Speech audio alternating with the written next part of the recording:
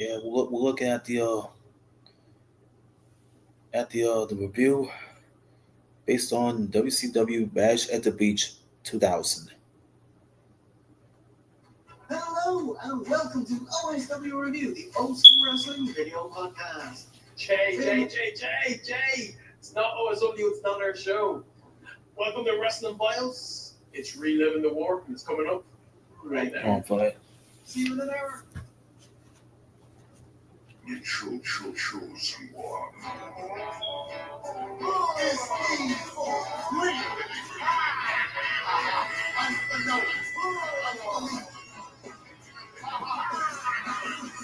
Like to do so I can bring back news from all these crews who can't hit the HL with the truth. That double shot Hennessy got my mind tripping. Jumping up the starting campaign on acting. Yeah, you got matches, man. Yeah. All this from Vampiro, Goldberg, Kevin Nash, Hulk Hogan, Jeff Jarrett, and others. That's already there. They got pictures. They got pictures of it, man. This is the last time WCW would hit the 100K mark, so it's all downhill from here, folks. That's all done. That's all to be done. Let's relive the war. Everybody was going to go live right after this relive the war review. I'll be jumping over. So with Vince Russo and his profanity-laced promo on WCW Bash Beach 2000. We've got Kevin Nash trying to win Scott Hall's contract when he faces Goldberg. That's what he wanted. That's what he wanted the contract. Let's go for it. Jeff Jarrett defends his WCW championship against Hollywood Hogan. You want me to go wrong? Our show begins with our storytelling being smooth to keep the NIA and the Animals away from the opening match. We had then hear some music signaling the arrival of the Young Dragons. Jimmy, Sam, Kaz, and Yang were involved in terms of the demonstration on Thunder. Barefoot super kick? Damn. Damn, somebody be flipping people up with barefoot super kicks. Why are they playing super kick? I didn't even show up my feet, folks. It's bad. I shouldn't never show up my feet. I'm sorry, you fans that on social media think you might go in and send some sort of foot fetish and look at my feet though. I'm sorry about that. Yo, we got Chavito. Man, Lashley versus Chavito Guerrero over there. Lashley versus Chavito Guerrero. Oh no! Referee had to kick them out, man. Nah, you ain't gonna come back. You ain't gonna come back in the ring. The referee said, "No, man, get your asses back in the locker room, dude."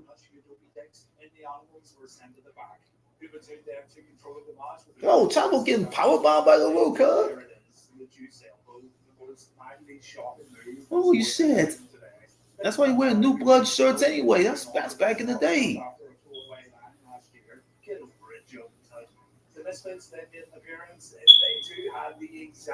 Man, ref can get rid of these guys anyway. Kick them out. MIA, kick them out. You don't send Major Guns out there? That's Tylene Buck showing off her tits.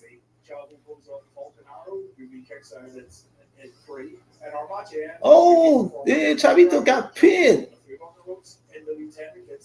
Man, Chavito could have pinned over anyway, shit. And Chavito had won. Thanks a lot to Tylene Buck and a few other guys that's out there. Look, Hugh Morris is out there with them.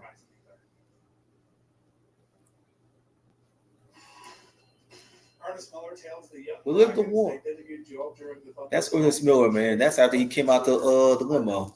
He was already in the office watching the match on TV and shit. There's Jimmy Yang right there, and yeah, Kaz, I think. Double J wants a match against Hogan. He wants a match with Hogan. All the good is fat white woman. You got a fat white woman with the biking clothes. Yeah, a bunch of biking hoes, man. What about these biking ladies over there in the ring? Yeah, I say them getting guitar in the face caused by Jeff Jarrett. They have problems with sales and practices anyway because of it. featuring Vampiro and the elusive non-shit head. Yeah, that match was Vampiro and yeah, Vampiro and the Demon. They can battle, cuz. Either the Lord or Syndrome, though played by Christopher Daniels. Go back to Christopher Daniels before he left the WCW. Anyway, Hulk Hogan hasn't arrived at the building yet. Jarrett's eager to know He where was seen Hulk on Hogan is, and I'm sure WCW he'll show up. WCW Worldwide. Big Vito was supposed Big to be Vito, Johnny dog. the Bull next, Big but Vito is Hulk rough as he Hogan can and against Hulk Hogan somebody else. three opponents tonight at Washington Beach. This gotta be Norman Smiley, cuz. And the ever-lovable It's gotta be Norman Smiley and then big rough and tough Ralphus. You got him a big heavy set Ralphus, man. Get beat Ralphus up. Man, man, beat Vito try to go be a big rough and tough Ralphus. He big teddy bear like Ralphus. I miss him, dude. He was a good wrestler, a standout wrestler. You don't beat down Ralphus, man. Oh, got him the nuts now. Oh, the thing's already broken. He pulled to a table, bam. Wiggle time, 69. Let's move on. Billy Boy Goldberg's arrived at the arena. Yeah. Scott's got Hull's contract. He got Scotty's contract. Nash calls Goldberg a ball-headed prick before Man, Billy got Scotty's contract. Nash doesn't want the good times to end. He's Got Scotty's contract. in the middle of the ring, and for all time's sake, Nash is going to conduct a survey after the fight. Next up, we've got two women fighting for David Flair. Yeah. So this must be the most unrealistic wrestling match in the history Yeah, of Stacy Keyword versus crazy ass Daphne. And he also admitted to shaving Daphne's hair. So we've got ourselves a Brash Rest in peace. match. Lucky us. You know that life isn't fair when two women fight over David Flair and his right. It's so very wrong. No, David has a massive dong. It's more pride than the Rock, giving me to the love of his Hancock. Flair Jr. has no class, but he still can't wait to get a piece of that ass.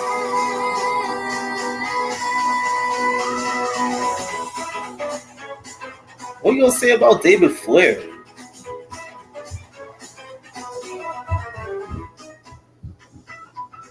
Here comes David and Stacey. Yeah, that's Stacey Keebler as Miss Hancock. I mean, dude, it's just a wedding dress style. It's like a wedding dress style match they have with Stacey Keebler and Daphne. Little crazy Daphne, man. Rest in peace to Daphne, man. She was a good wrestler, but she was so rough and crazy, man. She can woman handle any dumb blonde female wrestler that steps in her way. Goes to shit when David and referee Smith Johnson tried to break the women up. Both dudes get their punch ripped off. Yes, it stripped David of his pants. Why strip Slick of his pants too? David takes a headbutt to the groin, which Shivani calls They stripped Slick of his pants. The guards then chase each other around the ring before David brings the He stripped this man of his pants. about to shave Daphne's head. Oh no! Crowbar got him. He got him. Oh, Crowbar's down to his pants. His underwear. He just goes slip down. Absolutely no idea what's going on here, but WCW pipe in some sound Man. effects when David takes his Oh, he got him down with that one, dude. There's a embarrassing comedy match. There's some comedy based. You had to pay a fee to watch this. Just thought it What's Stacey gonna do? They paid to watch Stacey act a fool. She'll twerk her ass off anyway. Yeah, Stacey's just a celebrity now. Even though she used to be known to doing it though. Like showing up and flaunting her body and all this. Yeah, the Nepo baby is one. He gets a new dad, and now he's frolicking around in his underwear with two different women. Yeah, with Stacey and Daphne. The Young Dragons are stalking Ernest Miller around the arena. Yeah, Young Dragons go follow Ernest Miller around. Yeah, they go follow the cat around. Mark doesn't know what's going on. Tony doesn't even know what's going on. Scott doesn't know what the hell is going on. Look at the mess David They had to go cut up the cake. They had to cut up the fucking cake. Shit. They about to cut up the cake. Oh, Crime versus the Perfect Event. Let's watch this. And our trusty ginger referee is going to take charge of this. Yeah, the referee has orange hair like a ginger he is. This white dude, this pale white faced guy, he had orange hair like the gingers have. Oh no, he gonna throw Sean right at Chuck. No. Man, Chuck and Sean are arguing outside the ring like a bunch of bratty kids.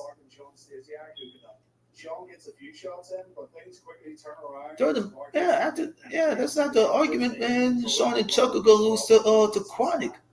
Chronic will beat them, period. Chronic will beat them, period, after they getting piped with chairs. They get beat up and piped with chairs. And they getting beat up and piped with chairs. He gets brought back down to the kitchen sink. There's nothing but the kitchen sink you bought from him. Certainly is on cloud number 9 right now. He is able to fight out once again, and both men go down. Oh, they both go down. Gets the hot tag, and he wipes out the tag team champions. He looks for the meltdown, but Chucky counters and he drops Brown. He hit the DDT on him. We go to the outside. Oh no, flying crossbody. The Perfect Event double team card back inside the ring. But Adams clears out Chuck and he hits the Adams and Clark could have took them out personally. They could have took them out and defeated them if they had to. Stops the count. He ends up taking the high times himself. The high times is what they're using. This backfires and Chronic score with the Doomsday Powerbomb to pick up the win. They try to do what the World Warriors do with that Doomsday shit. Was it worth watching this show? It ain't worth it. No. Was it perfectly serviceable? I'd say so. Yeah. The crowd were really. They still keep them belts though.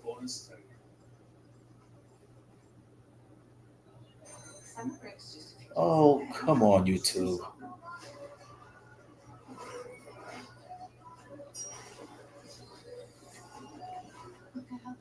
Why do you keep doing this dumb shit?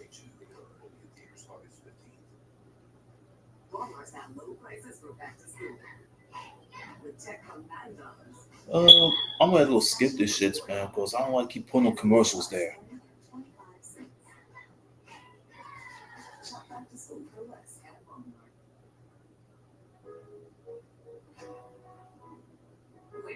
What's gonna stop with the commercials, man?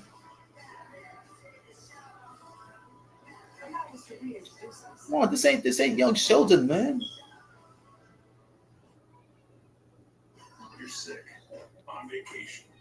Good thing Amazon Pharmacy will deliver meds right to the... Fuck you, YouTube. You keep putting this bullshit. You keep putting this bullshit right there. Get out the way, man. Fuck this whole pussy ass bullshit they got. All that bullshit ass bullshit that YouTube's doing. Yeah, that's what we call him, the cat. It's Ernest Miller. He can get on the phone so he can get Candlestick in the bag and getting dropped. Getting dropped and hit just like that by these young dragons. Booker T and Positively Canyon. Rest in peace to Positively Chris Canyon. Booker T's defending the honor of DDP tonight. Dallas decided to go home. Canyon took over his gimmick. Canyon's wearing the fake wig. I mean, DDP had short hair all of a sudden. He don't even have that long hair anymore. See what Booker gonna do to Canyon? He was known for having that match against Chris Benoit. Bam! Flying drop kick. Then over top throw. But that book feels a little heavy for some light reading. As it turns out, there's a brick hidden inside it. Booker throws the brick away as Chris proceeds to get battered on the outside. What Booker gonna do with the brick? The top rope clothesline for a 2 count. We go back to the outside. Well, Booker's like, you go pay for what you did, sucker. Booker's like, you go pay for what you did, sucker. Oh. Don't know why he wouldn't just hit him with the chair, but who am I to argue with the innovator of offense? Yeah, that's more like. Suplex him down the ring like that. Hey, go beat him. Oh no, referee don't want that. but Booker catches him with a power slam. Got him. Booker avoids getting thrown into the chair, but his counter gets countered with an Alabama bomb. Chris continues Alabama to work slam on or the Alabama back bomb? with a Oh reverse no, hook what's slam. this? But Booker fights out, and as is the way, Canyon gets thrown into the chair that he set up before eating a spine buster. Oh, he ate it, dude. Booker takes control of the chair and he loops to whack Chris with it, but the referee puts a stop. The referee doesn't want him to hit Kenyon with that chair. That's sucker shit. I use that too. Use a book to hit him. How you hit with a brick, man?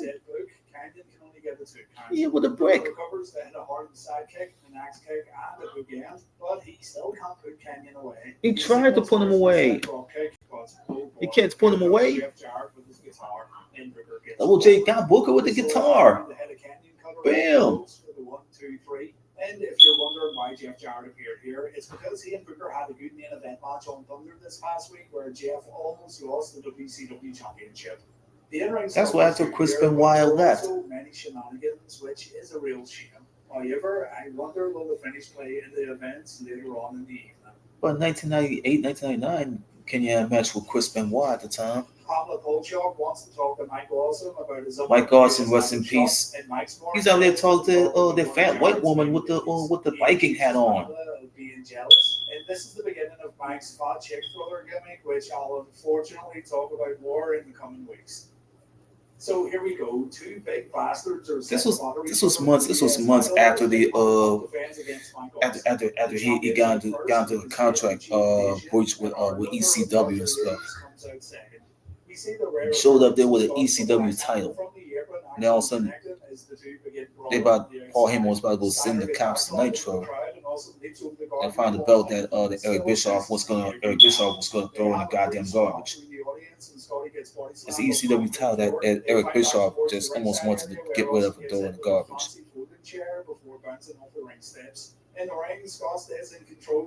Scott Steiner can destroy Mike Awesome just like that. Turns the tide in Mike's favor. He gets caught out when he goes up top though. He could have caught with that belly to belly. Belly to belly overhead suplex. Hell of a move here from the big bad booty daddy. Some mounted punches in the corner and a backbreaker keep the champ in charge. But drop him with that whatchamacallit and then drop quick. Oh, he dropped Steiner quick. To the outside, and I'm starting to get a bit fed up with it at this stage of the evening. Also, whack Scotty with a ring bell. Yeah, with a ring bell, that's bad. With a steel chair. Ring bells and steel chairs, cuz. Relaxed rules and all that. And Dave Panzer puts his why he turns into a hardcore match performing to everybody else, man? People will run. Scores with his top rope clothesline, just as we see the cat appear on the ramp, presumably to make sure Scotty doesn't use the recliner. Oh, the cat is already over there. Another big belly to belly forced the cat to get on the apron, but he's quickly dealt with by Sky could have taken him out. Leads to a low blow, followed by an Alabama slam from Awesome for a 2 as the cat moves on. Awesome hits his big top rope splash. Man, Awesome just beat Steiner. Awesome just beat Steiner, and then the ref is down. But heat buffoonery ensues as he too late. Your boy interfered. Miller gets taken out with another belly to belly suplex. Yep. As does Awesome. Yeah. Yeah, the cat just kicked whatchamacallit. The cat just kicked Mike Awesome and not Scott Steiner. That's stupid. And so the commissioner calls for the bell. Mike Awesome is the new US champion, I think, but the cat takes the belt away up the ramp only for him to get attacked. The cat is dumb. The cat already got him. Vacated, but who knows? Again, this one was sort of. Oh, cat got. He had. The cat got, bro, by the big Papa Pump. It's also a shame to see Big Papa Pump would destroy him just like that. Hard. Scott's held that belt since winning it back at the Spring Stampede tournament, making him nobody know ain't nobody fuck with ain't nobody out there fuck with Scott Steiner. Nobody fuck with him. He's big Papa Pump always big bad booty daddy. And Piro Demon. And it really should have been called Advances with Vampiro Demon. Because that's the only notable thing that happened here. They splashed around in some water. Yes, and it splashed around the water. To get the demon character up because Vampiro was making life hell for old Dirty Dale and his fiancee Asia. Dale Toborg had played the demon character to get himself over. Standards and practices also stopped a bit where I don't know what happened to Christopher Daniels. So this one was doomed before it even began. WCW's efforts to raise the Demon character up recently. The fighting has already been well And scripted. really, we're just waiting for the return of Sting so he can get some revenge on Vampiro after what happened with the Great American Bash. Deal gets smacked Oh, with a big hit with a hit. Hit with a rock. Throw him in the casket or something. Back to the arena in order to officially win the match. You'll throw him in the casket and then go set on fire. Didn't help at all. But let's wait and see if Bumpy Balls makes it back to the building. Profit's terrible at this time of night. Shane Douglas must have heard those rumors. The franchise Shane Douglas. Yeah, the franchise Shane Douglas, man. I kind of remember him from the time when he was working for the WWE, and later he left and went to WCW. Then wait a couple years later, he left to go to ECW. I guess it comes from folks looking at pictures on the internet. Oh, that came from what gimmick he had. Buff was legitimately suspended, and he blames Buff for derailing his career for a couple of weeks. And it's so WCW that the guy who got suspended for beating up innocent crew workers gets to come back. Let's spend the first half of the match fighting on the outside. I mean, the franchise was ECW at the time, 93, 94. Then later, 96, he left. It went to the Dean Douglas character in WWE. Who knows? He was there when Triple H was there. He was there when Triple H was there. Jim then targets Buff's surgically repaired neck with a snap air, followed by a Kurt Hennig rolling neck snap. And, well, look who it is. Billy Kidman's ex-bird, Tori Wilson. She gets on the but he left because of all the drama that's going on in WWE. So he went back to ECW and went on with this three-way thing. The moment he turns his back, though, he gets kicked and is He went on with this little segment that was involving himself, Tommy Dreamer, and Kimona Wanalaya, and Bill McGillicuddy. That was on the Fall 96 he came back. And this is just an opinion from a long-time fan. But if you're going to change your finisher, But all the way to like 1999, he was leaving. He was leaving the ECW again and going back to WCW. Guess what you call this move to? Yeah, go guess. Yeah, the franchiser. Fuck's sake. Yeah, he's still right by Tori. Oh, here we go. It's now time for our WCW. Hulk Hogan and Jeff Jarrett. Hulk Hogan has arrived in the arena. Jeff Jarrett gives a cryptic message when he asks Mean Gene if he's ever seen The Usual Suspects. You know what this means. I know what this means. They've made documentaries. Who knows what this means? But here Who it knows is. what that means? Jeff's music plays for what feels like an eternity, and then Vince Russo shows up. Yep, Vince Russo comes out with the bat. Vince Russo comes out with a bat after he hit Ric Flair with the bat. He called himself Batman, boys. Jarrett decides to head back up the ramp. Jarrett comes out there after Hulk Hogan comes out. Hollywood Hogan. We won't be seeing the rare Hulk Hogan powerbomb tonight at this show. Jeff doesn't feature news, but he does eventually make his way back down to the ring. Jarrett takes his time before stepping inside the ropes, and when the bell rings, it's like it's all the way down for Hogan. It's all the way down for Hogan. Hogan look at Vince. Man, Hogan just saw what Russo just did there by throwing the belt in the ring. And Hogan says, right in front of Doug Dillinger. Yep. Hogan puts a foot on Jarrett. He wins via pinfall, and we've got a new WCW World Heavyweight Champion. Here comes from day one in WCW. I've done nothing but deal with the bullshit of the politics behind that curtain. Jarrett and no one else knew that Vince and Hulk had replanned all this. But because that's what he says. Championship tonight, this is what was conjured up. Russo says he got a wife and 3 kids at home. He really don't need this shit. Once upon a time, people would have paid money to see Hulk Hogan perform. And the way this played out pretty much and things like that, he say. Hollywood work in the ring. But this is where the story ends. A little later on, Vince Russo comes back out and he has a lot to say for himself. Yeah. From day one that I've been in WCW, I've done nothing but deal with the bullshit of the politics behind that curtain. Wow. I've got a wife I've got 3 kids at home and I really don't need this shit. I came back for every one of the guys in that locker room that week in, week out, bust their ass for WCW. These guys. I came back for the Booker T's. I came back for every single guy in MIA. Yep. I came back for the Animals. I came back for Jarrett. I came back for the guys behind that curtain that give a shit about this company. And let me tell you who doesn't give a shit about this company. That goddamn politician Hulk Hogan. All day long I'm playing politics with Hulk Hogan because Hulk Hogan tonight wants to play his creative control card. That meant that tonight in the middle of this ring, when he knew it was bullshit, he beats Jeff Jarrett. Yep. Guess what? Hogan got his wish. Hogan got his belt and he went the hell home. And I promise everybody else I'll go in the goddamn grave. You will never see that piece of shit again. Hell yeah. So Hulk Hogan now has the WCW belt.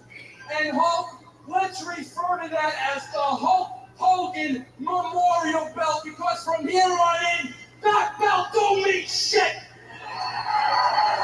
Now, the new WCW belt, and as far as I'm concerned, that belt still belongs to the one guy that busts his ass week in and week out in the middle of this ring.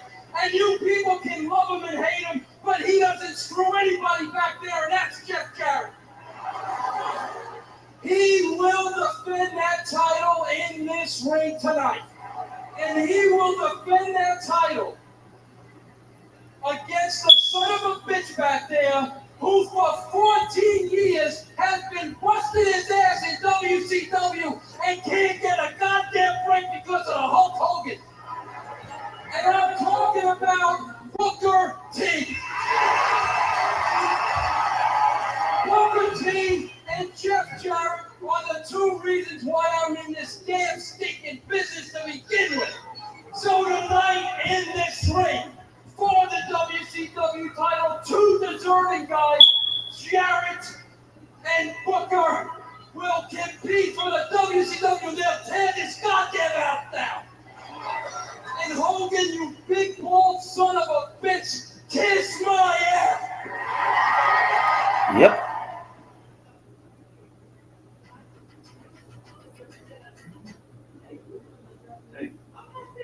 You're not actually allowed to drink the beer. Since when? Pay-per-view Hogan, the WCW He got raw with it. He has creative control. He got raw with legally it. He can do this. It's a harsh reality, but it's the truth. WCW gave Hulk this creative clause, and he's free to use it anytime he pleases. Vince Russo did not want Hogan to leave Bash at the Beach as WCW champion, so they came up with this idea of Jarrett lying down and Hogan taking the belt. Oh, we know. Russo would then come out. He would announce that Hogan isn't the real world champion, and he'd book a match between Jeff Jarrett and Booker T for the real world title. The idea was that Hogan would hold one belt, Booker or Jeff would hold the other, and eventually Hogan could come back claiming to be the one and only WCW champion, and this would lead to an undisputed title match at a future date. It was a way to please Hulk. It pleased Russo because there's some Jarrett or Booker holding the championship, so it should have been all good.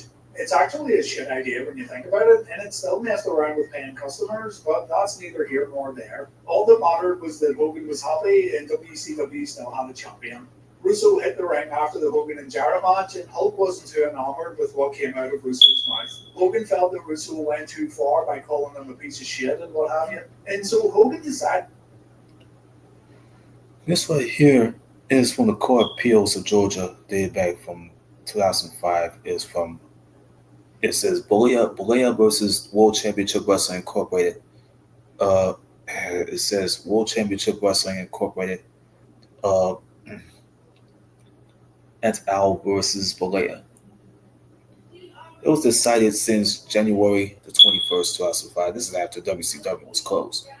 It says Troy Taylor and filed John L. Taylor Jr., Otto File III, Greenberg Droig, James H. Cox, Atlanta for Appellant Troutman Sanders, James A. Lambert, Joel P. Howie, Jaime L. Darriott, Atlanta for appellees. To legitimately sue Russo and WCW for defamation.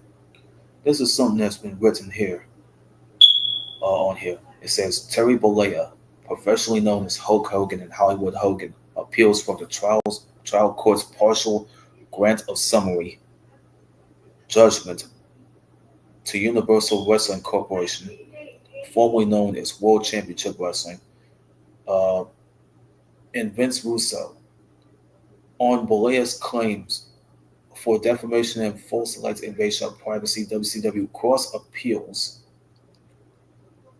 from the trial court's denial of its motion for summary judgment on Bollea's claim for breach of contract and its counterclaim for the breach of contract.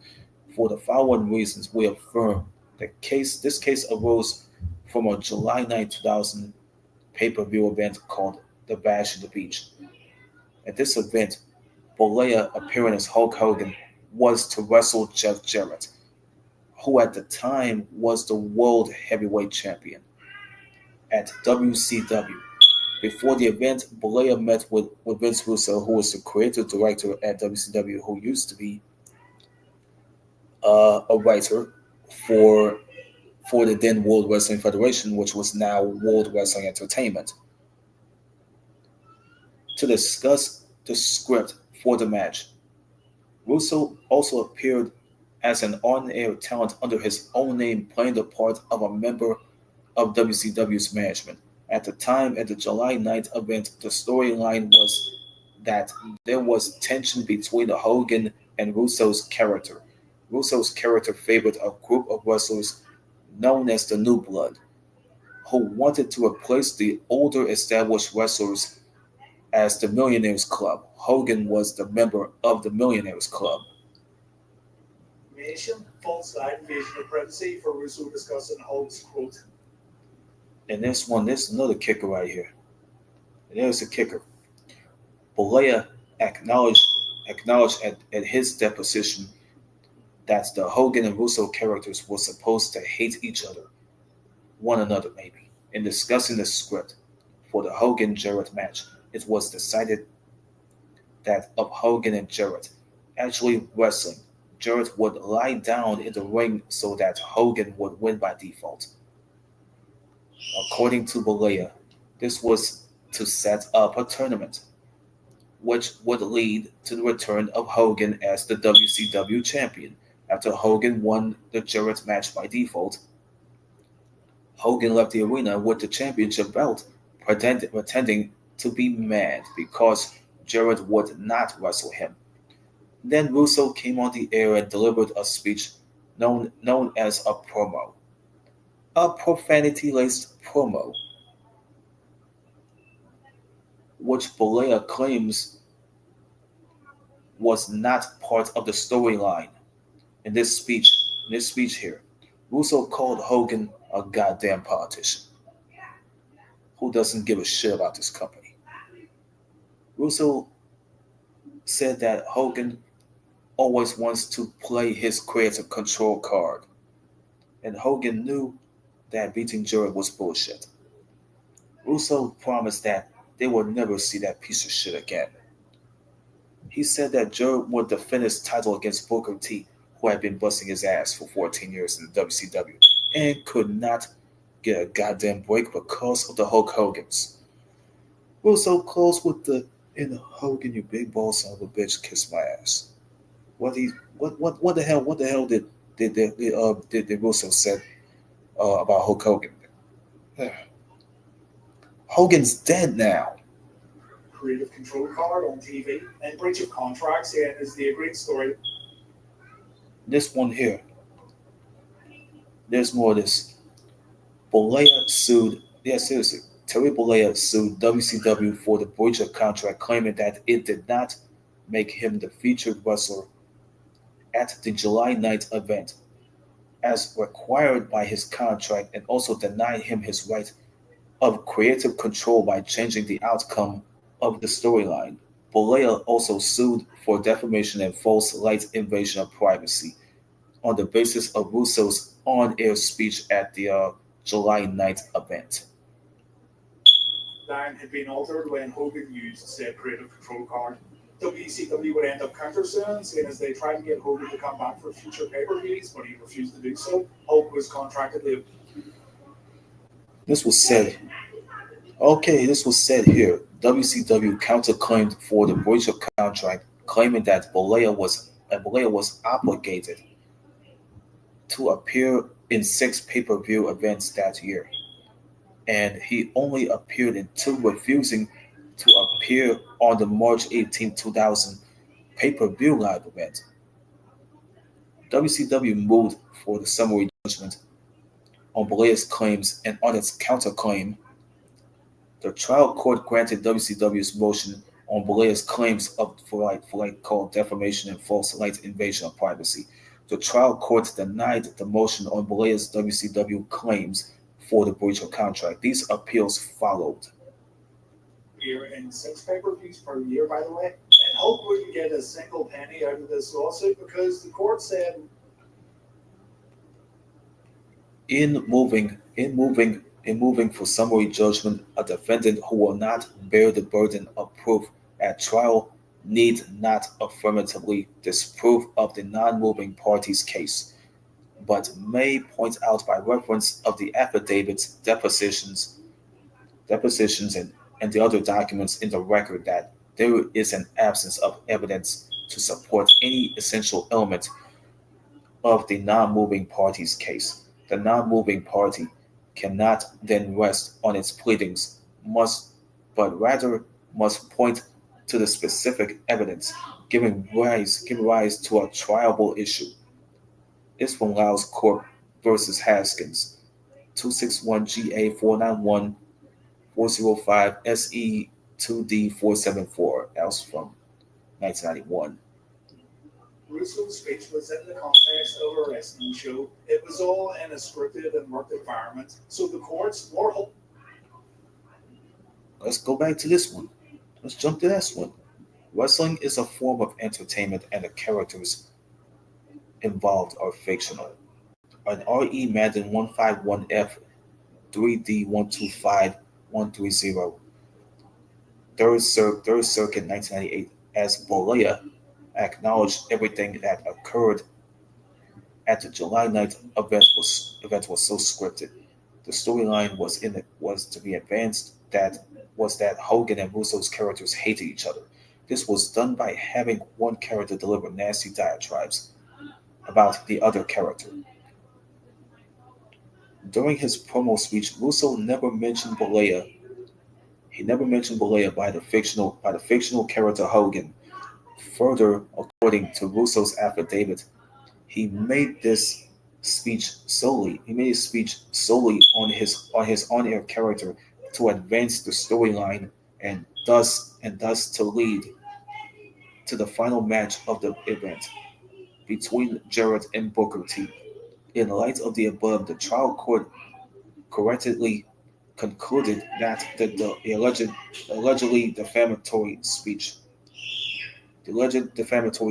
could not be understood as stating actual facts about Bolea. Who knows? Hulk Hogan could establish with clear and convincing evidence that Russo's speech was made with actual malice. There's never been a better time to say it. You worked yourself into. It's always been malice. Hogan wouldn't come back. It's always been malice. It happened with Hulk Hogan.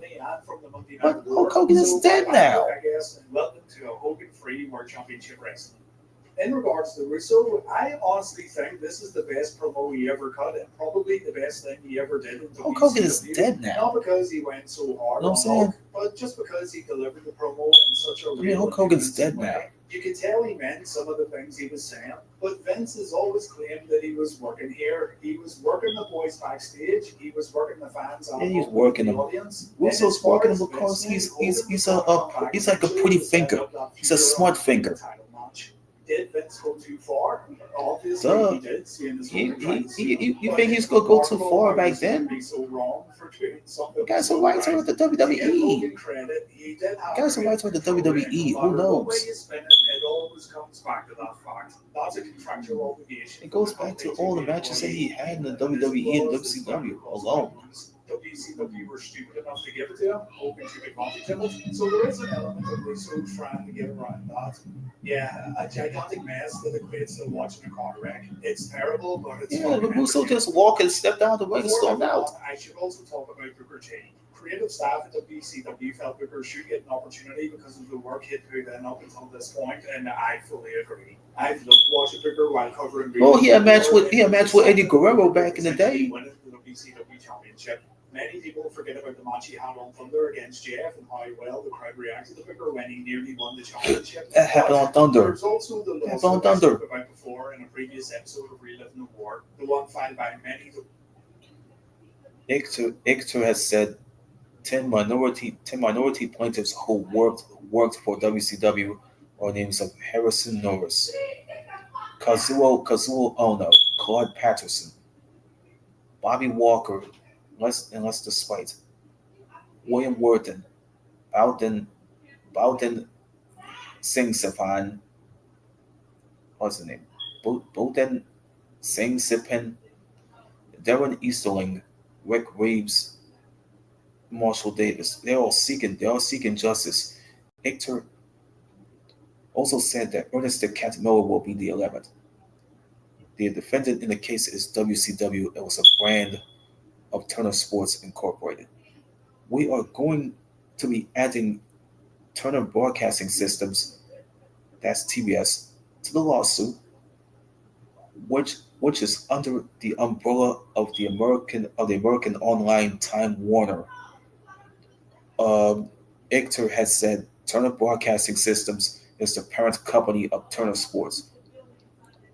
On March 12th and 13th, Ictor took depositions. Ictor took depositions from the former WCW employees like Jimmy Hart and the late Kevin Sullivan in Tampa, Florida.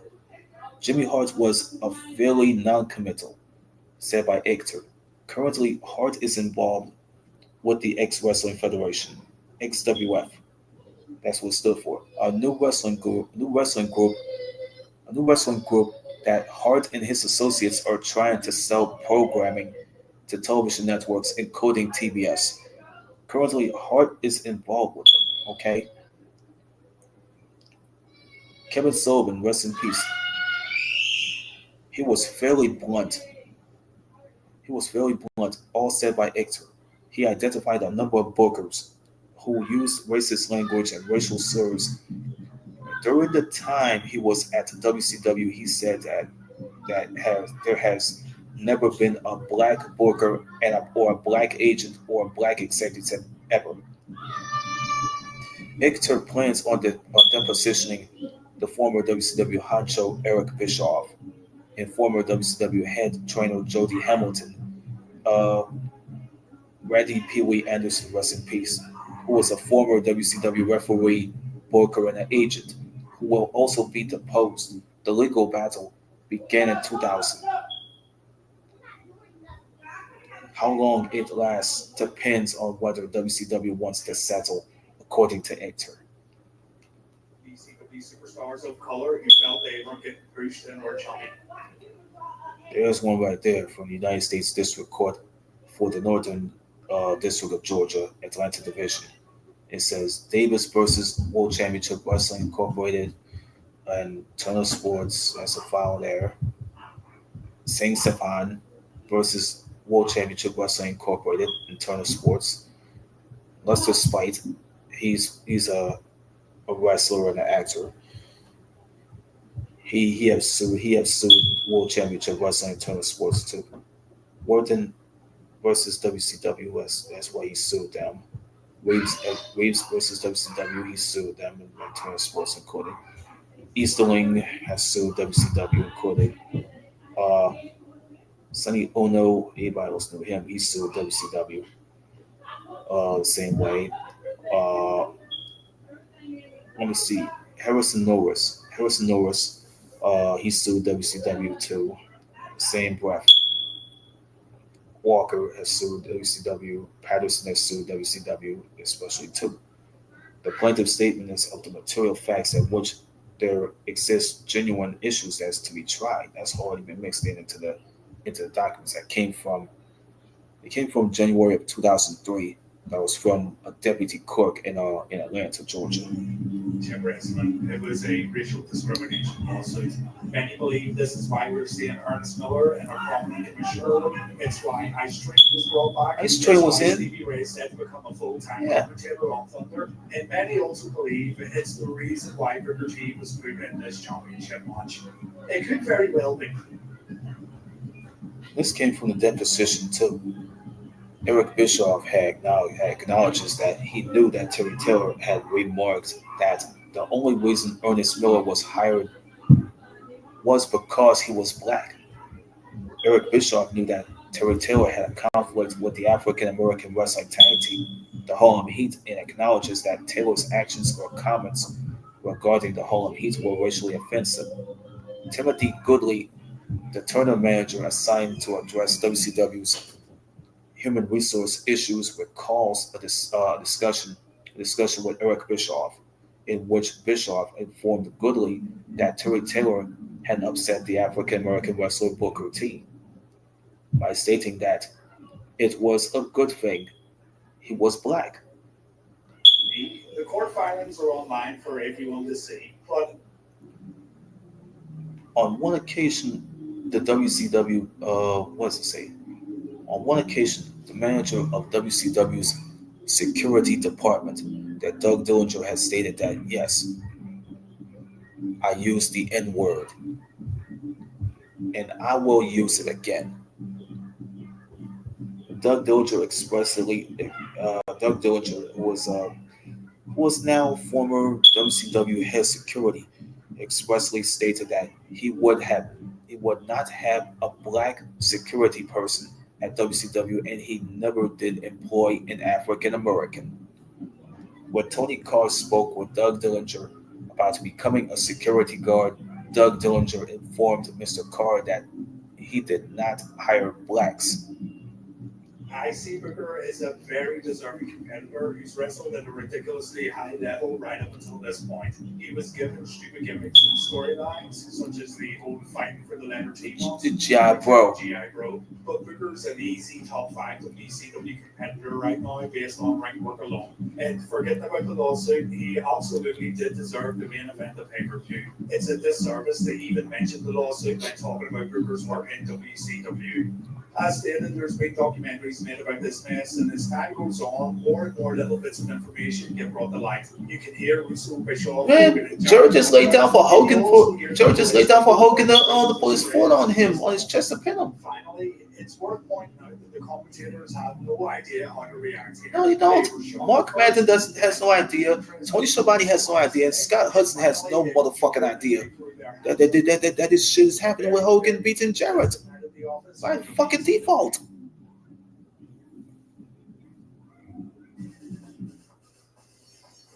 That goes within it. Hogan just walked right past Vampiro. He began talking about how Dale wanted to walk on the dark side and he's now buried alive. But the crowd chants "We want Sting," and yeah, I want Sting too. A bunch of randomers wearing Sting masks bring a coffin down the ramp. Yeah. The commentators say this is possibly the same coffin. They look like droids, dude. They look like droids, dude. These guys look like droids. It could be droids. The coffin opens up, the real Sting appears, I think, and Vampiro gets taken out with a few baseball shots before getting put in the coffin. The Stinger's back again, I think, and we're on our way to another Sting versus Vampiro match very soon. Backstage, Goldberg says he's taking. Oh look, it's Goldberg. Here comes Goldberg versus Nash for Scott Hall's contract. Goldberg got Scott Hall's contract. Goldberg got Scott Hall's contract in his trunks. He got his trunks. That contract got ball sweat, dick sweat all over it. Hall's contract got dick sweat and ball sweat all over it.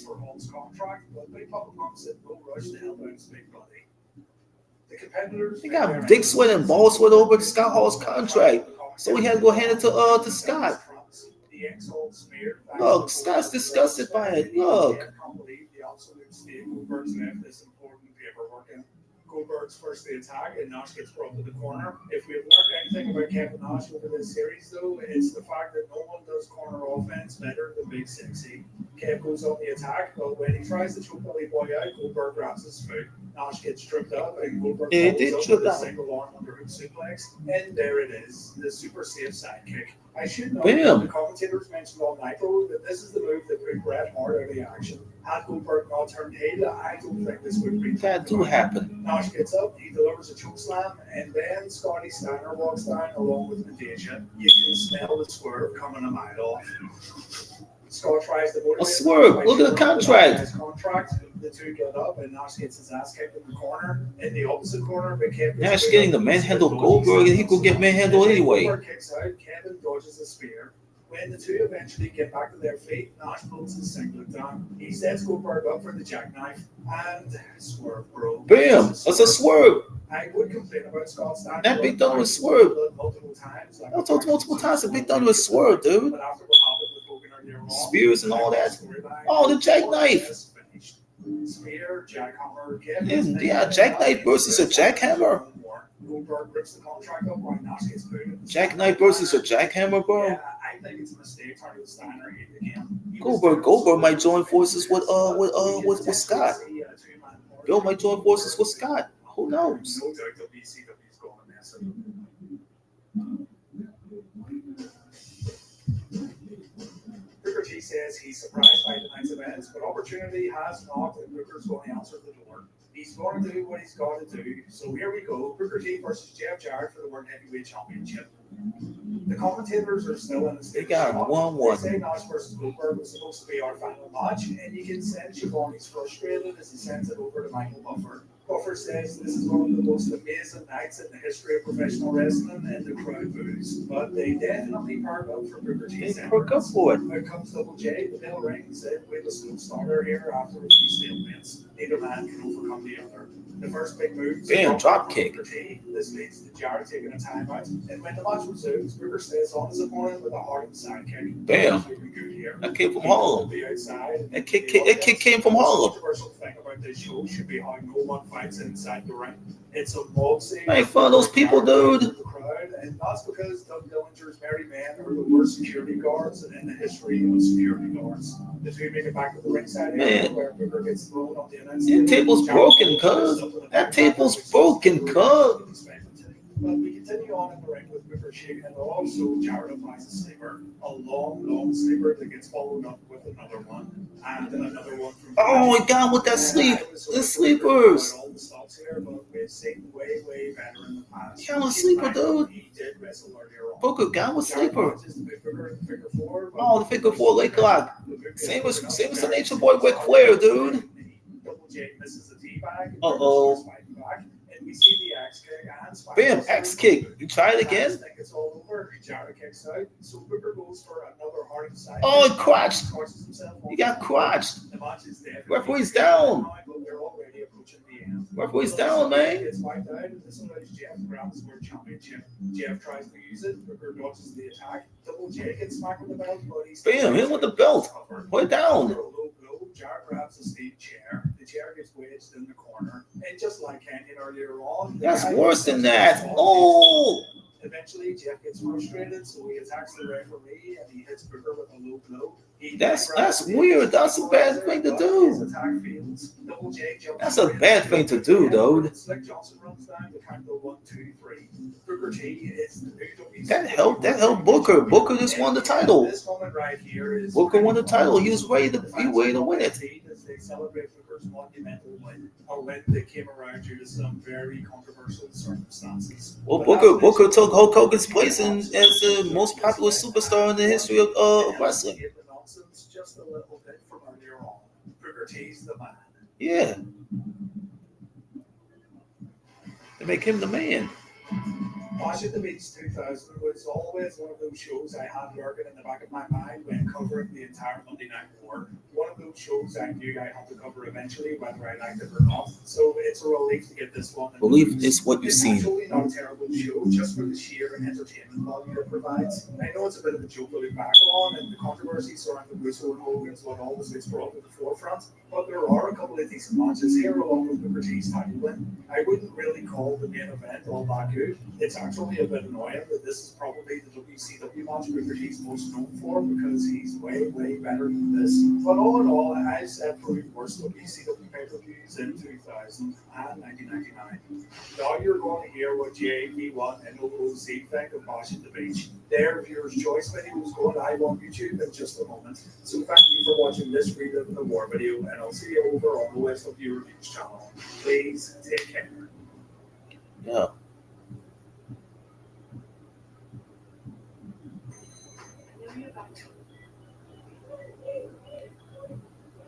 That's done. Oh, that's done, folks. So think about this. You guys think about this. This video, man. You gonna do like it or dislike the video or something. Or start thanking me for bringing it in. People at the WCW might want to have to do that. I apologize for the music, man. It's supposed to belong on this video at all.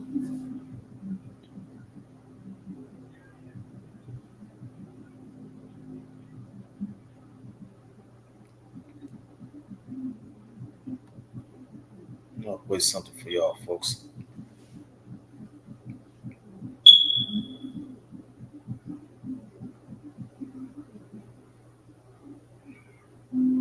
I'll throw a pizza pie at y'all this minute. I'm gonna throw y'all a pizza pie. I'm gonna throw y'all a pizza pie for a minute. You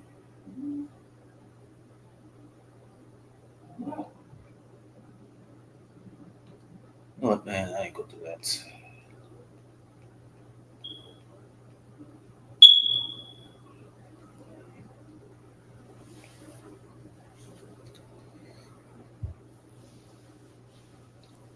Sign off now.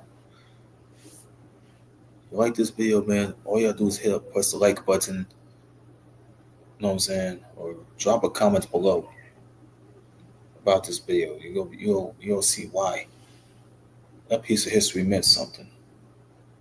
That video that I watched, it came from Wrestling Bios. So that's their duty to relive this thing. I'm about to end this. Yeah, I'm gonna tell y'all this part. I'm about to be finished with this video. It's 8:31. It's 8:31 p.m.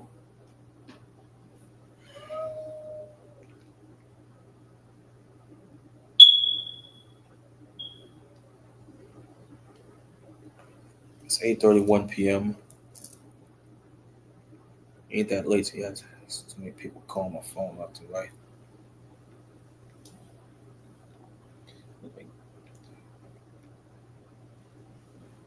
I'm gonna be done with this video, man. Hope to God that if another day comes in, if the internet's gonna get messed up, and it's gonna cause major problems, I'm gonna find out.